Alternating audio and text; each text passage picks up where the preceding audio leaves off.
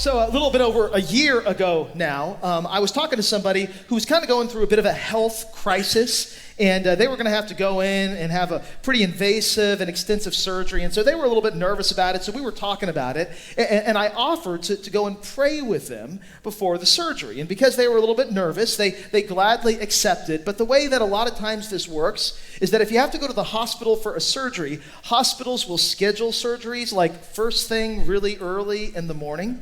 And so they told this person that they were going to have to get to the hospital at 5 o'clock in the morning.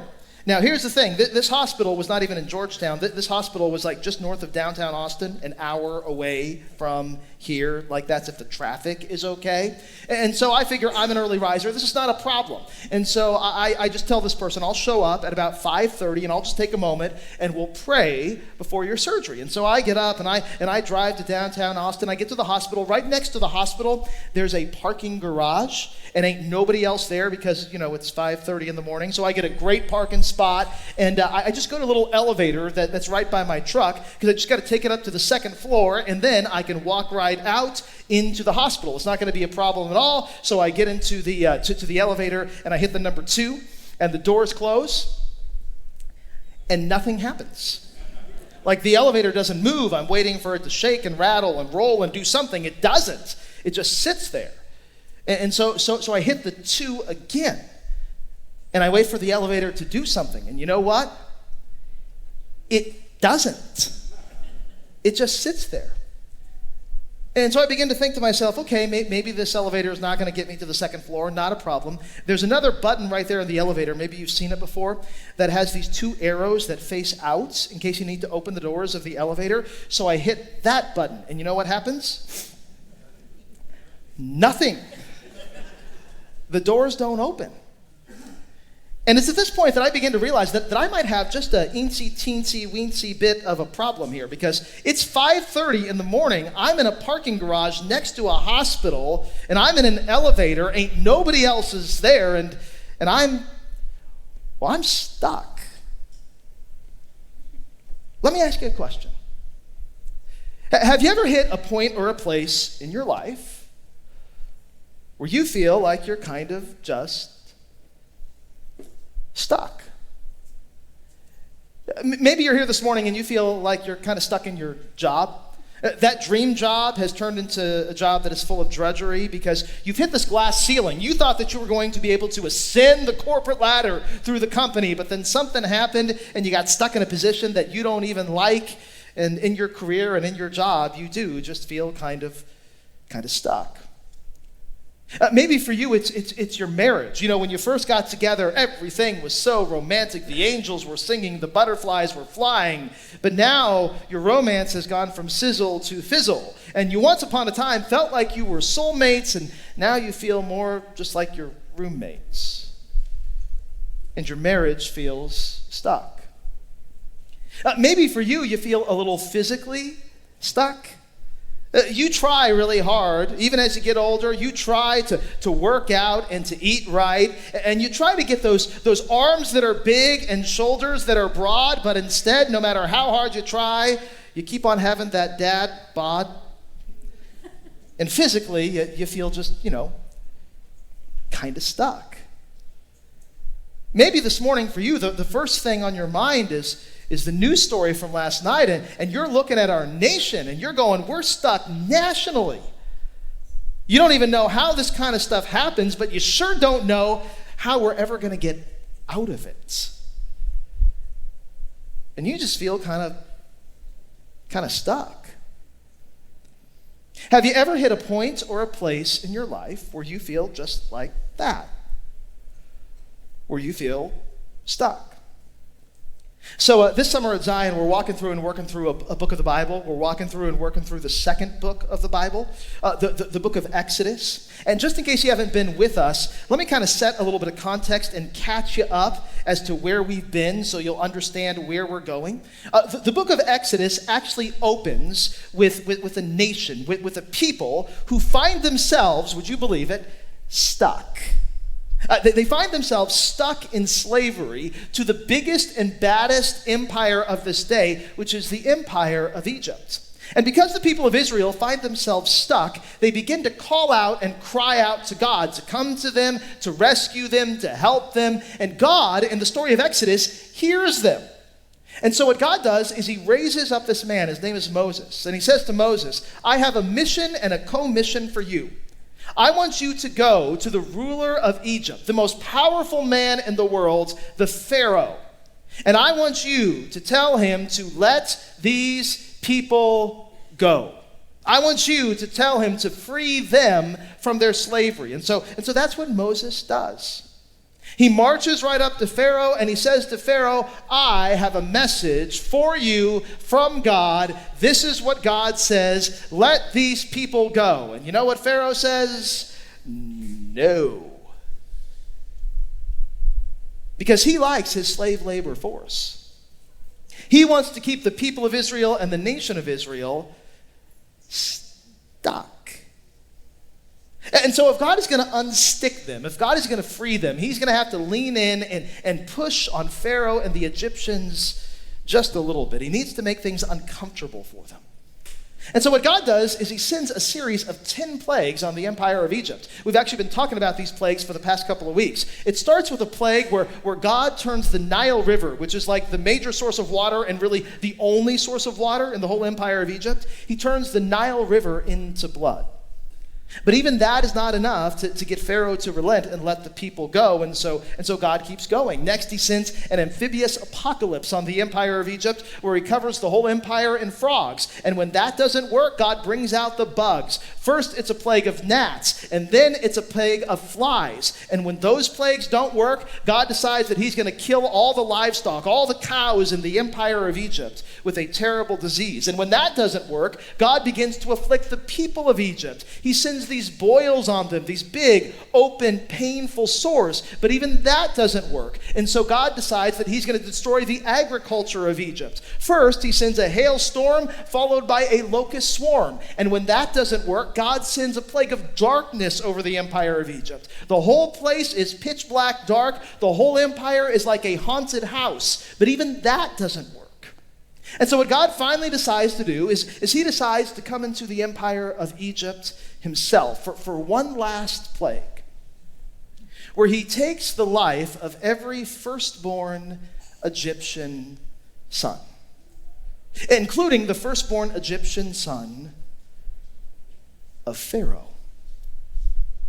And when Pharaoh finds out that through these plagues he has lost his son, Pharaoh finally decides that he is done, and he goes to Moses and he relents. He says, all right, I'll let the people go. And all of a sudden, a whole nation full of people, they go from being stuck to being free. Because they are able to get out of their slavery. Now, when the nation of Israel begins to travel, let me show you a little map here just to situate you here. When the nation of Israel is in slavery, they're in a region, in a land in the empire of Egypt called Goshen, which is kind of in the northern parts of the empire of Egypt. And as they begin to leave, because now they're free, they begin to travel south and a little bit east, where they wind up, and a second star is going to come up and show you, right there on the shore of the Red Sea. Now, this is the section of the Red Sea that today we call the Gulf of Suez. It's an inlet that is off the Red Sea. But here's what you need to know about this section and this shore of the Red Sea. It's actually like pretty nice. In fact, I brought a picture of a modern day version of the Gulf of Suez. This is a resort that is right there on the Gulf of Suez. Look at that. The sand is white. The water is blue. And here's the thing, Israel, if they wind up at a place like this after being in slavery for like 100 years, that's not so bad, right? Because what do you need after 100 years of hard, back-breaking labor? You need beach time. That's what you need, right? And so the Israelites get to the shore of the Red Sea, and they think they've hit the jackpot, right? They're in the water, splashing around, hitting the beach ball, playing Marco Polo. Everything seems to be going their way. But then back in Egypt, things begin to change a little bit. And this actually takes me to the story that I want to walk through with you today from Exodus chapter 14. Because in Exodus 14, verse 5, the king of Egypt, that's the Pharaoh of Egypt, he receives this report that the people of Israel have finally fled. And at first, when he receives this report, everybody in the empire breathes a sigh of relief because the empire has been hit by plague after plague after plague after plague. But then the king of Egypt, the Pharaoh of Egypt, begins to receive some other reports too. He receives a report of some work stoppages on the pyramids, because part of the Israelite slavery was to do all the capital building projects for the Egyptians, but now they're gone. And so the building projects have stopped. And then he receives another report of some supply chain issues at Egyptian grocery stores, because another thing that the Israelites would do is they would do all the agriculture for the Egyptians in their slavery. They would grow the crops and they would harvest the crops, but now there are no crops being grown and no crops being harvested, which means there's no food on Egyptian dinner tables. And so Pharaoh begins to realize and recognize that he has a bit of a problem here. And so he calls his whole cabinet together. Back to Exodus 14, verse 5. He gets all his officials together and they begin to meet. And in Exodus 14, verse 5, they also begin, the more they consider all the problems they're having, to change their minds. And they start asking questions like this: what have we done? We've let the Israelites go, and we've lost their services. And so it's at this point that Pharaoh makes a decision, because he knows he has a problem. Verse 6, he has his chariot made ready. And he actually rouses his army. He musters his army. And they go with him, and he pursues the Israelites, who are still having a great time and marching out boldly. Now, I want to pause right there and just do a little bit of technical work here with you.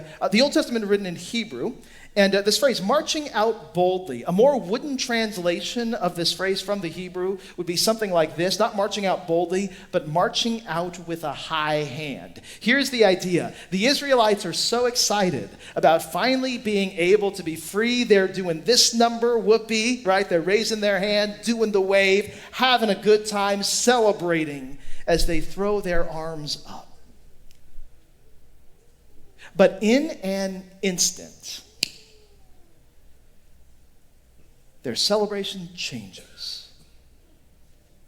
Because verse 10 of Exodus 14, the Israelites look up, and all of a sudden, what do they see? They see the Egyptians who are marching after them. Their joy in an instant turns into horror. Because the Israelites thought that after years of slavery, they were finally free. But actually, what they discover in Exodus 14, verse 10, is that they're just stuck. They're stuck between the Red Sea and Pharaoh and his whole army. Have you ever hit a point or a place in your life where you just kind of felt stuck? So every year, Gallup, which is a famous polling organization, they conduct what they call a worldwide happiness survey, where they basically ask people all over the world, how you doing? How happy are you? And the Gallup organization, over years of doing this, has noticed kind of an interesting trend. And I brought a graph here this morning so you can kind of get a visualization of what this trend looks like. When they ask people in their 20s and their 30s how they're doing, how they're happy, how happy they are, they tend to respond pretty positively and say, life is going well and I'm pretty happy. But then when they hit the decade of their 40s and even into the first half of the decade of the 50s, their happiness begins to sink. and they're not so content, and they're not so happy. But the good news is, by the time you get to the second half of your 50s, your happiness quotient begins to rebound a little bit. You get into your 60s and your 70s, and you're happy again. You're content again. Now this graph up here, there's actually a term that we will use for this dip in happiness that people experience in their 40s and into the first part of their 50s. You know what we call it? We call it a midlife what? Crisis. So I was doing some reading up on a midlife crisis.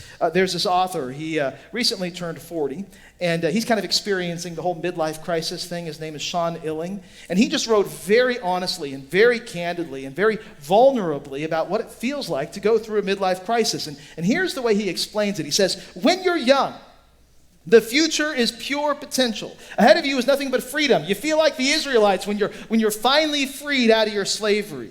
And you have lots of choices, but as you get older, life shrinks, responsibilities pile up, and you get, and look at the language he uses here, trapped. You begin to feel like you're stuck. Stuck with that mortgage payment, stuck with the car payment, stuck with those college loans that you are still trying to pay off even into your 40s. Stuck being a chauffeur for all of your, teenage kids as you take them here and there and everywhere. Stuck under a big and heavy burden and responsibility. And you know this. It's not just people in midlife who experience this kind of feeling, right? Researchers will often talk about not just the midlife crisis, but a quarter life crisis. When you hit 20 and 21 and you're still trying to decide what you want to be when you grow up, and the possibilities are so endless they become paralyzing to you because you don't know what decision to make, and you feel stuck. Or maybe for you it's more of like a 3/4 life crisis, where you thought you'd be able to retire by now. But then that thing happened with the stock market and your 401k, and you don't know how long you have to work before you can finally stop work, and you feel stuck. Here's the reality. Everybody gets stuck. Sooner or later, you're going to hit a point in a place in your life where you feel stuck. Now, when we hit that point in that place in our life, there are a couple of things that we will almost reflexively do. We do these things without even thinking about them. First thing that we will reflexively do when we feel stuck and get stuck is we will try to find somebody to blame. We will assign blame to somebody else. The reason that I'm stuck in my job is because of my boss. He doesn't like me. She doesn't like me. And if they just treated me fairly, then I'd be able to rise through the company. Or the reason that I'm stuck in my marriage. And yeah, sure, we may take a little bit of responsibility, but secretly we all know the real reason I'm stuck in my marriage is because of my spouse. That's what we're thinking. And if they would just be more understanding and more kind and more forgiving and more loving, then we wouldn't be stuck.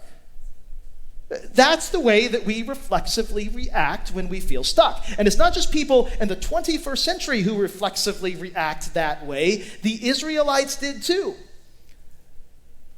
Because when they find themselves stuck between the shore of the Red Sea and Pharaoh and his army, immediately they're looking for someone to blame. And so they grab the closest person at hand, who just happens to be, Moses.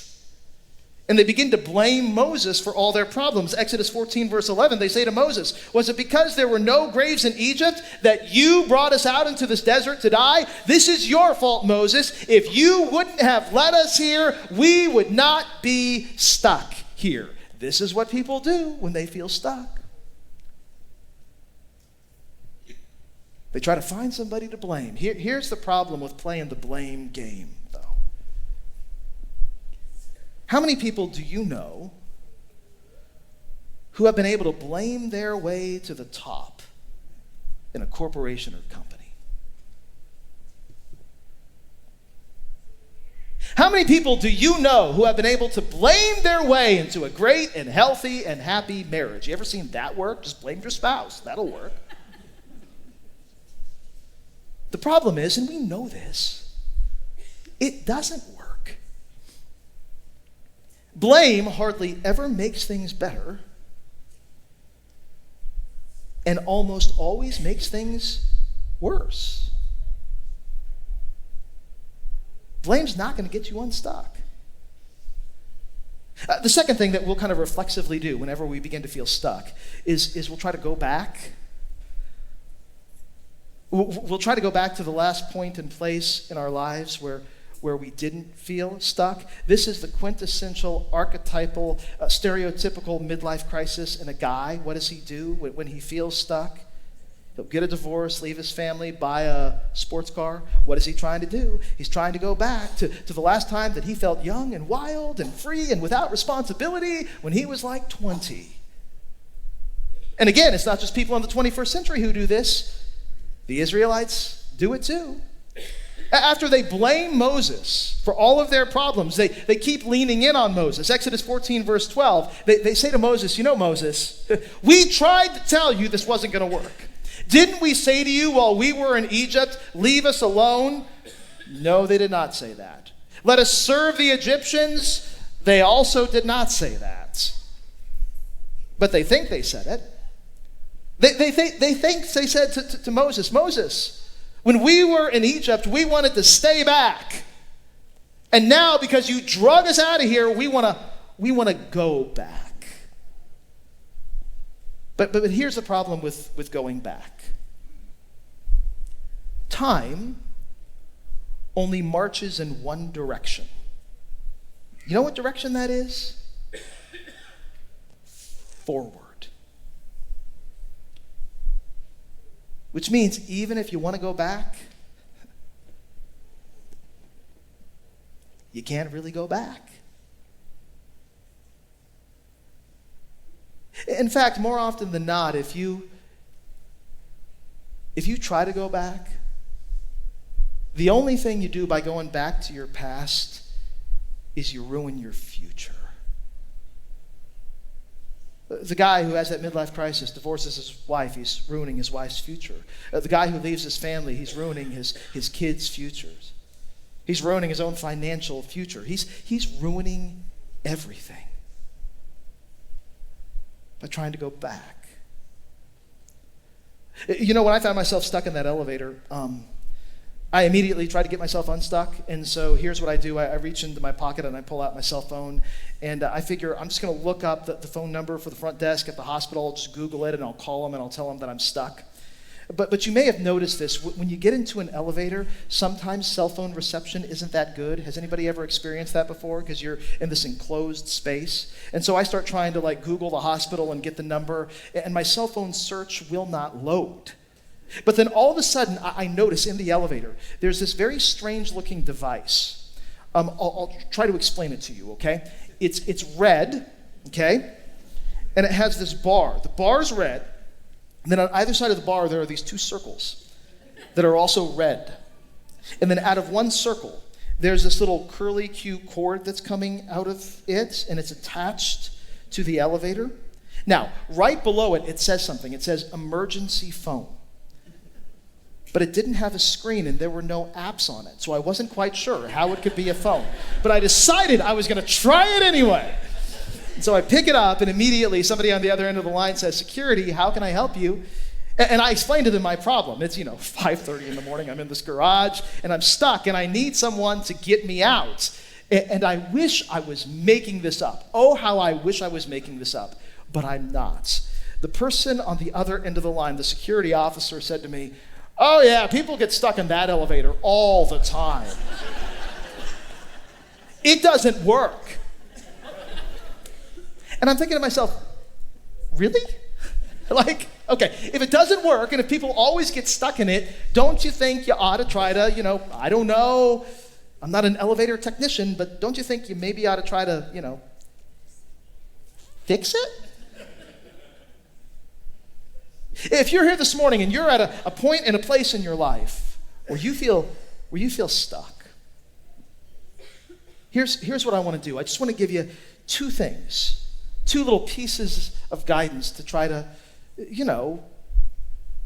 fix it so that you don't stay stuck. First piece of guidance. when you feel stuck, instead of looking for somebody to blame, try this. Practice patience. When the Israelites are blaming Moses for their situation, Moses has this marvelous moment where he responds wisely and compassionately and kindly. He says to the people of Israel, who are really mad at him, Exodus 14, verse 13, he says, you guys do not have to be afraid. And here's why. The Lord is going to fight for you. Here's all you need to do. You only need to be still. In other words, here's all you got to do. You just need to hang tight. You just need to be patient. Wait on God, because he's got this. If you feel stuck, one of the best things you can be is simply patient. If you feel stuck in your job, be patient with your job. Maybe even try being patient with your boss. If you feel stuck in your marriage, be patient with your marriage. And definitely be patient with your spouse. Here's why. If you're not patient and you blow it all up and you make a snap decision because you feel stuck and you just want to get out, a snap decision almost always is a disastrous, foolish, and dumb decision that's going to leave you with a lot of regrets. Because the law of unintended consequences is strong, and you don't know what's going to happen as a result of that decision until you make it, which is why you don't want to make it too fast. I love this line from Proverbs 21, verse 29. Very short, but very profound. The virtuous think. They think before they act. So before you make a rash decision to try to get unstuck, think about it. Because unless it's an emergency, a slow decision is almost always a better decision that has a better chance of getting you unstuck. Here's the second thing to try when you get stuck. Instead of trying to go back, pursue perspective. Try to get a broader view of what's going on in your world and in your life. Try to get a bird's eye view of what has happened that has gotten you stuck. So the Gulf of Suez, that portion of the Red Sea where the Israelites are standing, that's anywhere from 12 to 20 miles wide. And the average person, if they're just standing right there on the shore, can see about 3 miles out to sea because of the curve of the earth. Which means that the Israelites don't know how far the distance is between one shore of the sea and the other shore of the sea is. All they can see out in front of them is water. But there is somebody in the story who has a different perspective. There is somebody in the story who can actually see to the other side of the sea.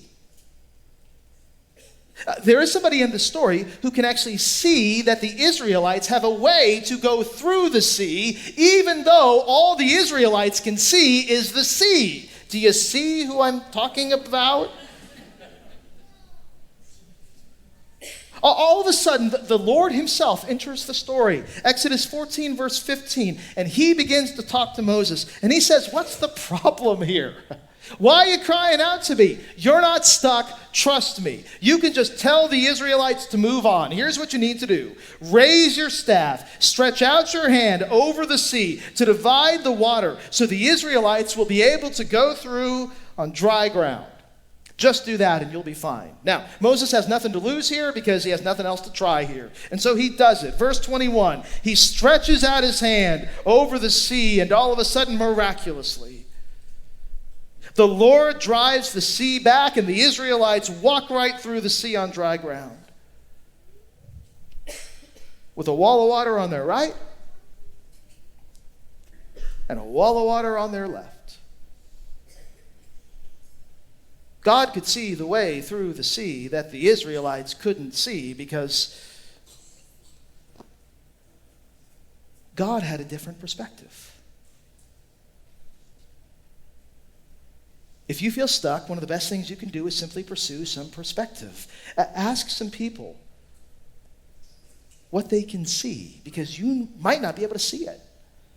Talk to your pastor. Talk to a counselor. Talk to a friend. Talk to a colleague. Talk to your neighbor. Talk to your spouse. You can ask them a very simple question. I feel stuck here. What do you see in my situation? And by the way, if you want to be really brave, you can ask them this question. What do you see in me? Like, what am I doing and what have I done to contribute to my own stuck situation? And then, when they give you their perspective, actually listen. Because the reality is this. I don't care who you are, how smart you are, how successful you are, how free your life feels and looks to everybody around you.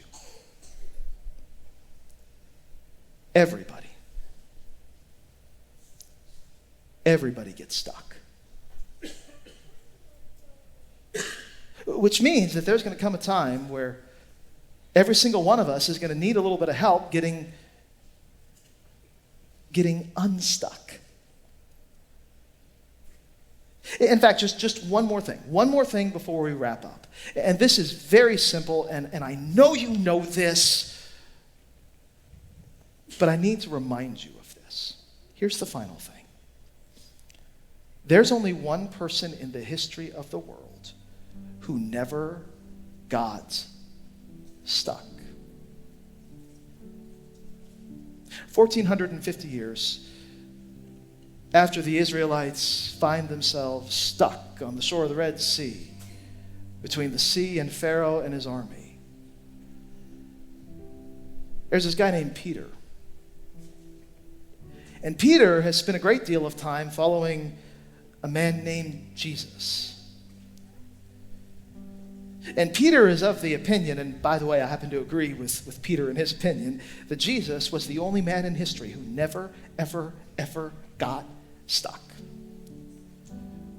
But he's trying to convince a whole crowd of people of that fact. And so there's this moment in Acts chapter 2 where he's talking about Jesus. And he talks about this moment in Jesus' life and ministry where it looked like and seemed like and felt like to everybody around Jesus like he had gotten himself stuck. Peter explains it like this. He says, there are these wicked men, and they got Jesus, and they put Jesus to death by nailing him to the cross. And you can't get any more stuck than that. In fact, just a little bit of technical work here for you. The Old Testament written in Hebrew, the New Testament written in Greek, and this little phrase that Peter uses, nailing to. In Greek, this is the word prospegnomai. And the reason that I love this word is that even though it's translated nailing to in the NIV, it's actually a lot more general than that. It's not nailed to, it's just generally in Greek, stuck to. Peter says there were these people who stuck Jesus to a cross. And when they did, they really thought they had him stuck. Because he was not only stuck to the cross, he died on the cross. And when they took him down from the cross, you know what they did? They stuck him in a tomb. Everybody thought he was stuck. But Peter continues. In Acts 2 verse 24, God raised Jesus 3 days later from the dead. And here's why. It was impossible even for death to keep Jesus stuck. You know, when I was stuck in the elevator, I was frustrated. I may have had a few choice words in that elevator, just between me, myself, and I got a little angry. I was also a little bit worried because I really wanted to go and pray for this person. And by the way, just in case you're wondering, I did get out, okay? And I was able to go and pray with the person. But here's the reality. Even though I was frustrated, I actually really wasn't all that afraid. And here's why. I made an assumption and a presumption that eventually somebody was going to come and get me. Let me just leave you with an invitation. If you feel stuck today, make an assumption and a presumption that eventually somebody's going to come and get you. Somebody's going to come and rescue you.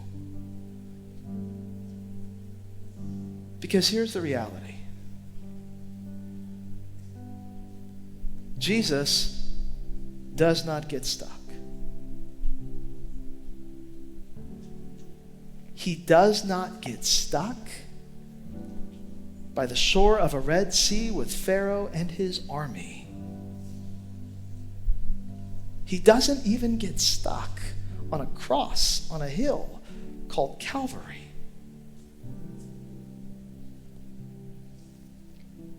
Which means that he can come and get you and me.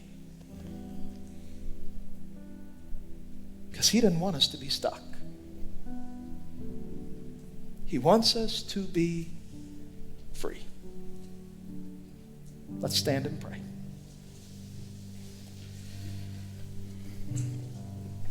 Heavenly Father, it's easy in life to get stuck in our thoughts, stuck in our emotions, stuck in some situation that we're in, and it's easy for our nation to get stuck. So Father, we pray that through Jesus and by Jesus, we would get unstuck. We would be set free. Rescue us. We plead this in Jesus' name. Amen.